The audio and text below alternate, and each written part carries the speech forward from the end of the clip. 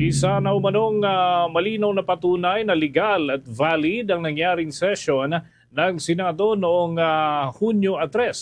At yan ay kaugnay ng mga pahayag ng Integrated Bar of the Philippines.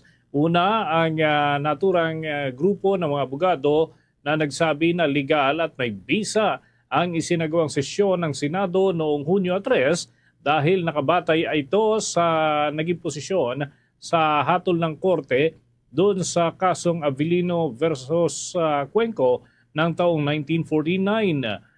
Ayon nga sa pahayag ng Integrated Bar of the Philippines, ang lahat ng mga aksyon, resolusyon at desisyon na ginawa doon sa naturang sesyon, kabilang ng pagkakahalal kay Senator Sherwin Gatchalian bilang acting Senate President at ang pagkakatalaga ng mga bagong pinuno ng komite ay tinuturing na may bisa.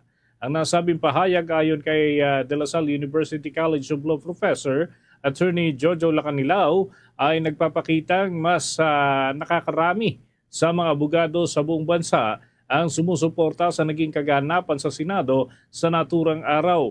Isa rin itong matibay na suporta at statement na nagsasabing nasa panig ng Gatchalian Bloc ang batas at local jurisprudence tulad ng nabanggit ng Integrated Bar of the Philippines sa kanilang naging pahayag.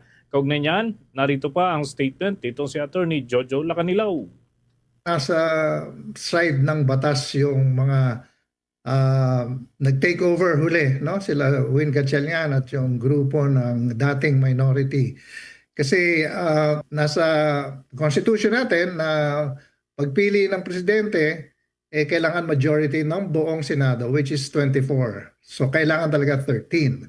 Pero other than that, ang Constitution kasi sinabi, the Senate can choose other officers other than the President. So hindi lahat kailangan 13 out of 24. Pinapayagan din ng Constitution na ang business ng Senado gawin ng majority, which means hindi yung absolute majority na 13. No? So kapag kung sino yung present at majority nun, pasado yung 12. No? Kasi pag pumunta na tayo dun sa Avellino versus Cuenco na sinabi ng Supreme Court na yung denominator, maaaring bumaba yun kasi may mga senador. In that case, yung isa na sa Amerika at hindi nila makompel sa 23 lang. So sabi ng Supreme Court, 12 pwede na.